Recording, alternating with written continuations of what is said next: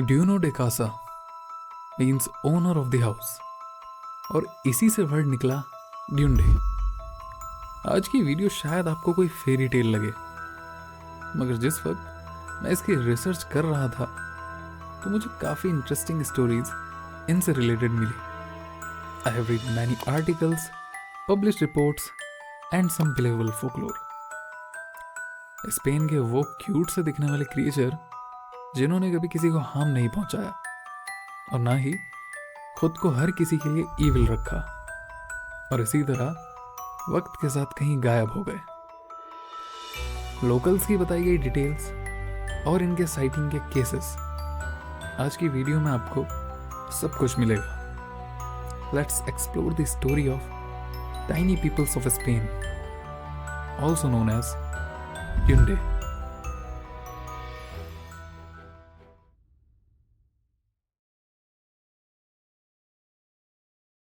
इनकी शुरुआत होती है pre Christian era, before 500 AD.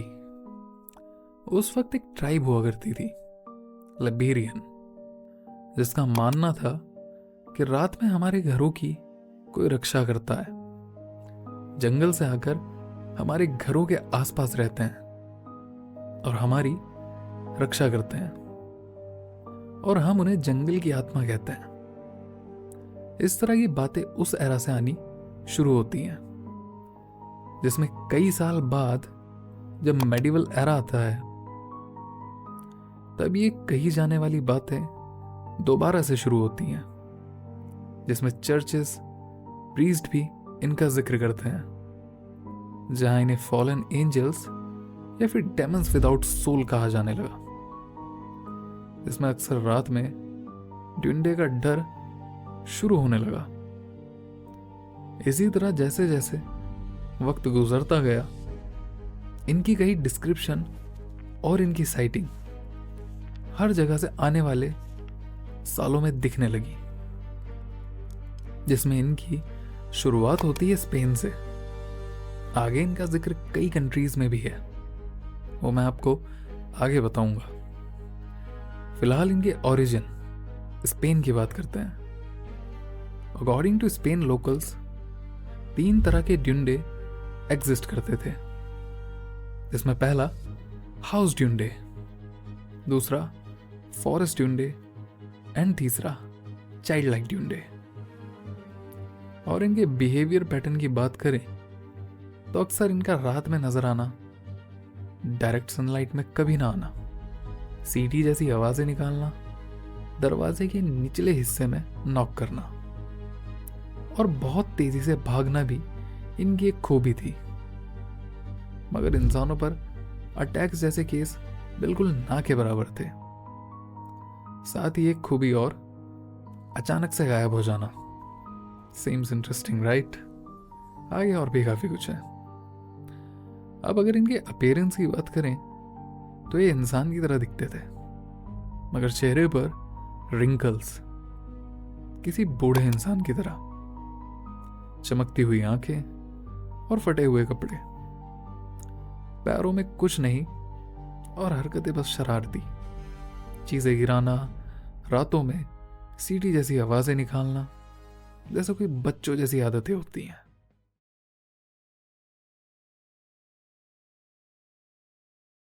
अब मैं आपको इनकी वो साइटिंग्स के बारे में बताऊंगा जो सबसे ज्यादा बिलीवेबल थी, जिन पर लोगों ने अक्सर यकीन किया। फर्स्ट केस था ग्लेशिया फार्म हाउस इंसिडेंट। साल था 1870। रूरल ग्लेशिया के एक फार्म हाउस में एक फैमिली रातों में हो रही हलचल को कवर करती है, जिसे शुरू में उन्होंने किसी चूहे या बिल्ली की हलचल समझकर इग्नोर कर दिया, मगर धीरे धीरे उन्हें चीजें इस तरह नजर आने लगी कि उन्हें खुद यकीन करना मुश्किल हो रहा था।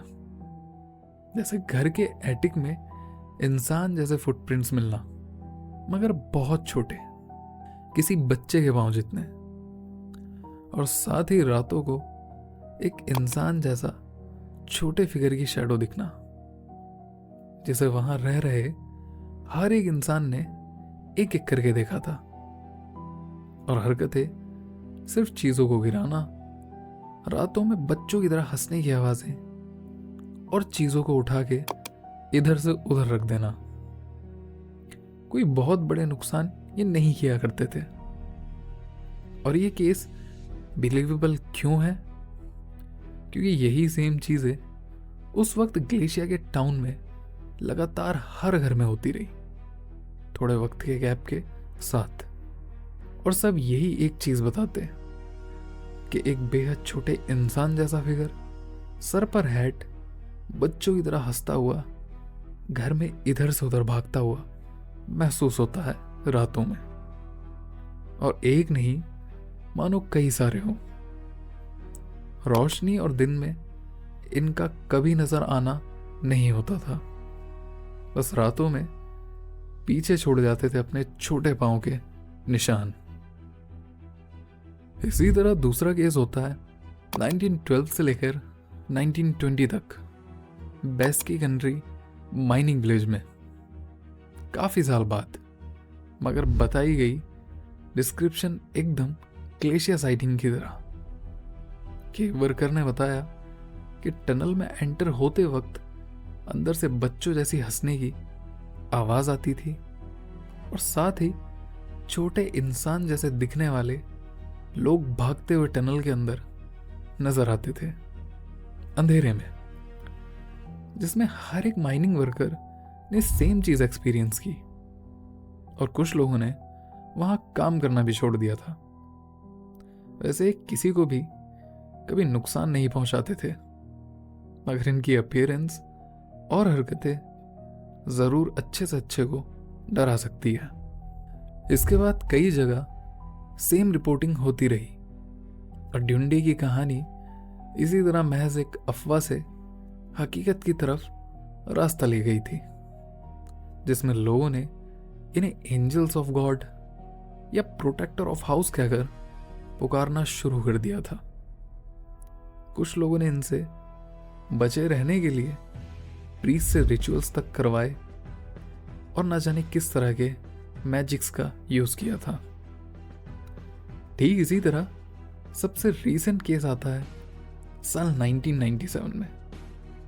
अगेन ग्लेशिया के जंगल में दो हाइकर्स जब हाइकिंग कर रहे थे तो उन्हें अचानक जंगल में छोटे इंसान जैसे लोग भागते हुए नजर आते हैं, कोई पेड़ के ऊपर तो कोई बहुत तेजी से जंगल की झाड़ियों के बीच।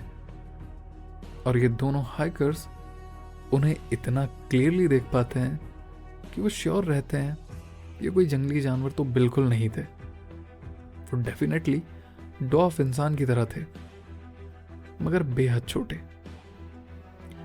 और एक चीज हाइकर्स रिवील करते हैं कि ना ही उन्होंने ग्लेशिया की किसी तरह की फोकलोर को सुना था कभी, और ना ही वो इस तरह की ड्यूंडो साइटिंग की या किसी भी तरह की फोकलोर पर बिलीव करते थे। ये उनके लिए एक शॉकिंगली सरप्राइजिंग साइटिंग थी। इनकी तरह पास्ट में काफी गिने चुने लोगों ने इन्हें दिन में देखने का भी दावा किया था, और उनसे ही इनके चेहरे की बनावट का पता चलता था। झुर्रीदार चेहरा, बच्चों की हरकतों की तरह घूमते हुए छोटे ड्यूंडे, और इसी तरह अचानक से कहीं भी इनका गायब हो जाना।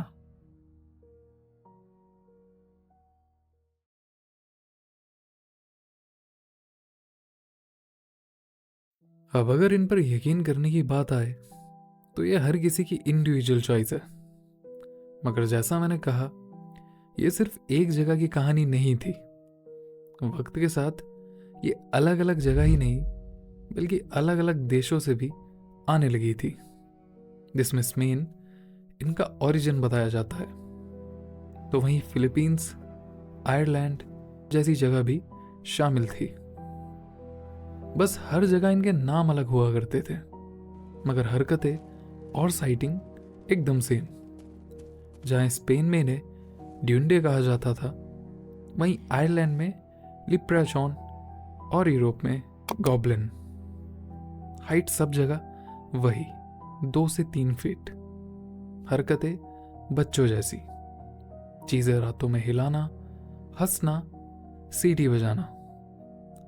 बस इसमें फर्क इतना था कि यूरोप में इनकी हरकतें एग्रेसिव बताई जाती थी, गुस्सैल, चीजें तोड़ना, फेंकना, मतलब नुकसान करना। इनके साथ साथ लोग इस पर यकीन इसलिए भी करते हैं क्योंकि इनका जिक्र आज से कई सौ साल पहले से होता आया है, जैसा मैंने आपको बताया। और वक्त के साथ इनकी हरकतें, बिहेवियर पैटर्न कभी अलग नहीं नजर आए।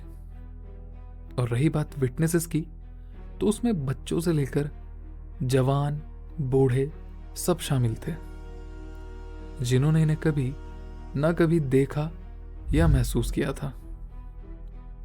एंड फिलीपींस की एक कम्युनिटी तो आज भी यह दावा करती है कि उनके जंगल में आज भी बौने लोग रहते हैं। और यहाँ छोटी हाइट के इंसानों की बात नहीं हो रही। उस कम्युनिटी में अगर आप इनकी वुडन स्कल्पचर देखें जो लोगों ने बनाए हैं, वो हूबहू ड्यूंडे की तरह हैं। बेहद छोटी हाइट, चेहरे पर झुर्रियां, उसी तरह से। उस कम्युनिटी का मानना है कि वो आज भी जंगल में कहीं रहते हैं और लोकल्स को हार्म नहीं करते, मगर बाहर के इंसान का जंगल में आना पसंद नहीं करते। और अब अगर आप बात करें साइंटिफिक रीजंस की, तो वहां से बस एक ही तरह के जवाब मिलते आए हैं कि लोगों ने किसी चूहे को रात में इस तरह चीजें हिलाते हुए सोचकर अपने ही दिमाग में एक क्रिएचर बना लिया और अलग अलग तरह से उसे सोचकर हेलुसिनेट करने लगे। अब इस रीजन को डिबंक करने के लिए इतना कहना काफी होगा कि यहाँ एक दो लोगों की बात नहीं हो रही और ना ही एक पर्टिकुलर जगह की। ये दुनिया के अलग अलग देशों में अलग अलग लोगों से देखा गया एक इंसिडेंट है, जिस पर अगर आप इन एरिया में आज भी जाकर देखें तो लोकल्स में इनकी कहानी काफी ज्यादा पॉपुलर है। आई होप मेरा चैनल अगर आगे काफी अच्छा वर्क कर गया तो मैं डेफिनेटली इन फ्यूचर इन जगह पर जाकर इनके ऊपर वीडियोस बनाया करूंगा कि आखिर लोकल्स का इन पर क्या क्या कहना है और किन किन जगह इनकी साइटिंग पास्ट में हुई थी। सो कीप सपोर्टिंग मी, जिससे मैं ये चीज में आगे जाकर के मुमकिन कर सकूं। So now back to the topic. तो इस पर मैं आपको ये भी बता दूं कि पास में ड्यूंडीज पर मूवीज तक बन चुकी हैं, जिसमें एक काफी famous and one of my favourite movie भी शामिल है, द स्पाइडरविक क्रॉनिकल्स। इसमें जो क्रिएचर दिखाए गए हैं वो टोटली ड्यूंडे से इंस्पायर्ड हैं। वहीं कुछ बुक्स भी इनसे रिलेटेड पब्लिश्ड हैं। ये फोकलोर मुझे काफ़ी ज़्यादा इंटरेस्टिंग लगी।